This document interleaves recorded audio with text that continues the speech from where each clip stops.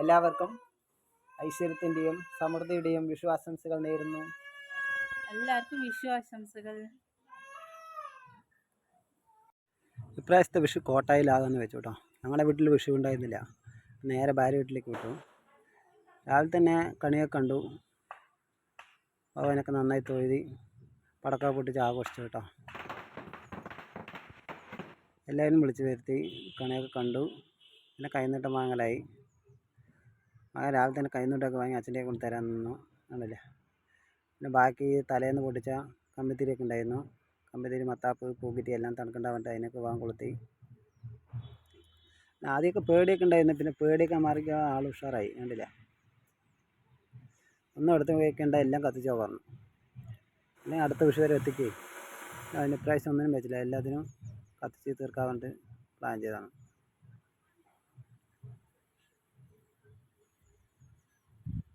എന്നാലും ഞങ്ങൾ കണി വെച്ച്, കണ്ടില്ലേ. പിന്നെ ഓരോരുത്തരായിട്ട് ഓരോന്ന് പൊട്ടിക്കാൻ തുടങ്ങി, കണ്ടില്ലേ. ഒരു പുതിയതൊരു പൂക്കുറ്റി കണ്ട് വാങ്ങിയതാണ്, അത് പൊട്ടിക്കാൻ അറിയണ്ടേ.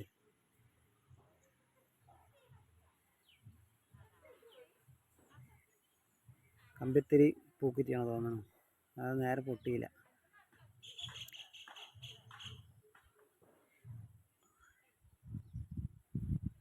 ഓലപ്പടക്കൊന്നും വാങ്ങിയിട്ടുണ്ടായിരുന്നില്ല, സ്ഥലമില്ല, കുട്ടികളൊക്കെ ഇല്ല. പിന്നെ അവരെ കൈന്നിട്ട് വാങ്ങി അച്ഛലേക്ക് കൊണ്ട് തരുന്ന, കണ്ടില്ലേ. ഏതാണ്ടില്ല, അത് പൊട്ടിച്ച് ഒന്നുകൂടി പൊട്ടിച്ചുകൊണ്ട് എന്താണ് ആ സാധനം. ചെറുതായിട്ട് വാങ്ങിയുള്ളൂ കേട്ടോ.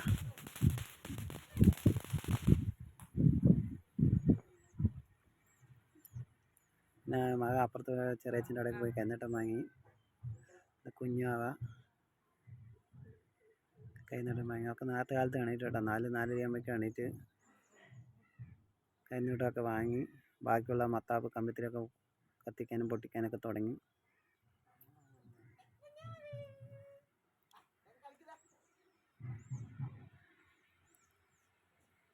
എല്ലാവർക്കും സന്തോഷത്തിൻ്റെ ദിവസമല്ലേ.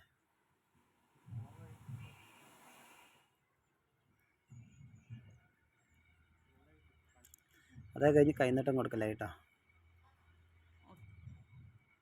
അമ്മൂമ്മൻ്റെ നിന്നൊക്കെ കൈനീട്ടം വാങ്ങി. അടുത്ത വീട്ടിൽ വലിയച്ഛൻ്റെ അവിടെ പോയി, വലിയച്ഛൻ്റെ അവിടെ നിന്ന് കൈനീട്ടം വാങ്ങി. അപ്പോൾ വലിയച്ഛൻ ഓലപ്പടക്കം പൊട്ടിക്കുന്നുണ്ട്, അതിൻ്റെ ഒരു വീഡിയോ എടുക്കാൻ വന്നതാണല്ലോ ആളെ.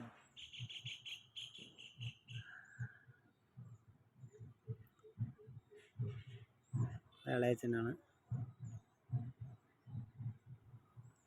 ഊട്ടിയൊക്കെ തണുക്കുമ്പോൾ എല്ലാത്തിനും പൊട്ടിക്കണം, കണ്ടില്ലേ. തണുത്ത് കഴിഞ്ഞാൽ അവിടെ നിന്ന് ചോട്ടിൽ നിന്ന് തന്നെ പൊട്ടുപോയി, എല്ലാം കാര്യമാക്കി.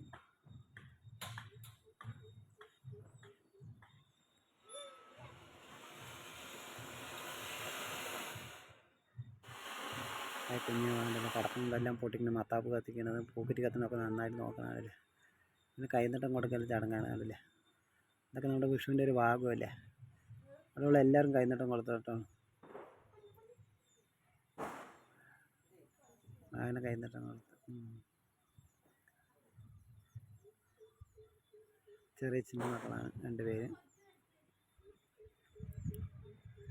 ആൾക്ക് കൈനീട്ടം കൊടുത്തപ്പോൾ ഇതെന്താ എനിക്ക് 500 രൂപ തന്നിട്ട് പറഞ്ഞിട്ട് സന്തോഷം പറഞ്ഞിട്ടുണ്ട്. ഇത് അമ്മയാണ്. ഏട്ടനെ കൊണ്ട് അനിയനെ കൈനീട്ടം കൊടുപ്പിച്ചാണ്, കണ്ടില്ലേ. അപ്പോൾ അതിൻ്റെ കൂടെ ഒരു മുന്തിരിയും കൊടുത്തിട്ടുണ്ടായിരുന്നേ. അത് കഴിഞ്ഞ ആളാ മുന്തിരി കഴിക്കാൻ തുടങ്ങി, കണ്ടില്ലേ. ചെറുതായിട്ടൊരു പുളി ഉണ്ടായിരുന്നു, അതെന്നാലും മെല്ലെ കഴിക്കുന്നത്, കണ്ടില്ലേ. പൈസയൊന്നും വേണ്ട ആൾക്ക് മുന്തിരി ചെറുതായിട്ട് കഴിച്ചുകൊണ്ട് 2 പല്ല് വന്നിട്ടുണ്ട് ഫ്രണ്ടിൽ, അതും കൊണ്ട് കടിച്ചുകൊണ്ടിരിക്കുകയാണ്. കുറച്ചേ കൊടുത്തോളൂ, പിന്നെ മാറ്റി.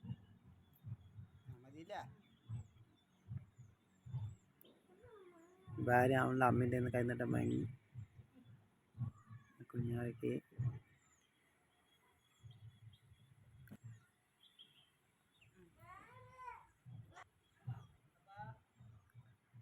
കൈനീട്ടം വാങ്ങിക്കഴിഞ്ഞ് പിന്നെ ബാക്കിയുള്ള പടക്കം ഒന്നും കൂടി പൊട്ടിക്കാൻ വേണ്ടി എല്ലാം പൊട്ടിക്കാൻ തുടങ്ങിയിട്ടാ. ഒന്നും എടുത്ത് വെക്കേണ്ടവൻ്റെ എല്ലാം പൊട്ടിക്കണം.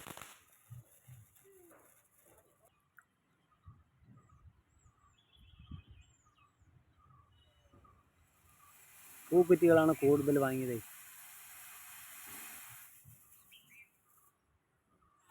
കുട്ടികളൊക്കെ ഉള്ളതൊന്നും ഓലപ്പടക്കൊന്നും വാങ്ങിയില്ല. പിന്നെ ചാട്ട വാങ്ങിയിട്ടുണ്ടായിരുന്നു, ഗുണ്ടൊന്നും വാങ്ങിയില്ല. കമ്പിത്തിരി നിറയെ വാങ്ങി, കുറച്ചെടുത്ത് വെച്ചു നാളെ കത്തിക്കാലോ വന്നിട്ട്.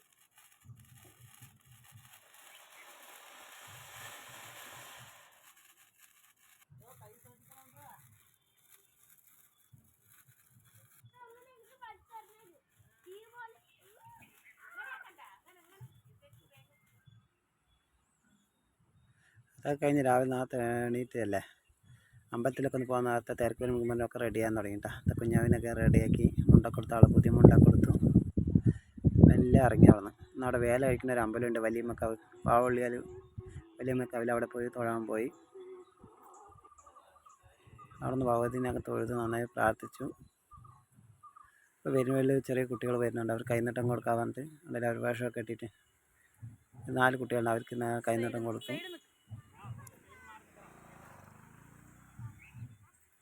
പിന്നെ അവിടെ നിന്ന് അങ്ങനെ വണ്ടിയിൽ ഇങ്ങനെ യാത്ര തിരിച്ചു. അപ്പോൾ ഞങ്ങൾ നല്ല കുട്ടി പോകുമ്പോൾ നല്ല സന്തോഷത്തോടെ തിരിച്ച് കളിച്ച്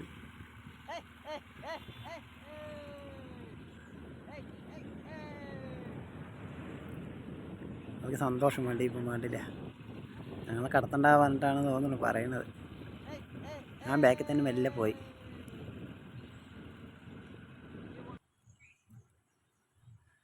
അത് കഴിഞ്ഞിട്ട് ഞങ്ങളുടെ ഒരു വിഷു ആശംസകൾ പറയേണ്ട ഒരു റിഹേഴ്സലൊക്കെ ഉണ്ടായിരുന്നു കേട്ടോ. ഞാൻ പറ നീ പറ പറഞ്ഞിട്ടുള്ള ഒരു മത്സരമായിരുന്നു. പിന്നെ ചെറുതായിട്ട് പറഞ്ഞാൽ മതി പറഞ്ഞു. അപ്പം ഞാൻ പറയും നീ പറഞ്ഞു, ആരാദ്യം പറയുന്നുള്ളതായിരുന്നു.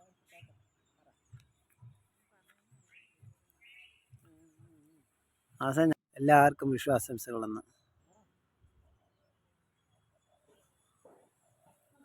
ഹായ് ചങ്ങാതിമാരെ. ഹലോ. ഹായ്. ഇന്ന് നമ്മുടെ വിഷു ആണല്ലോ, എല്ലാവർക്കും നല്ല വിഷു ആശംസകൾ നേരുന്നു. Hello, hi. എല്ലാവർക്കും വിഷു ആശംസകൾ നേരുന്നു.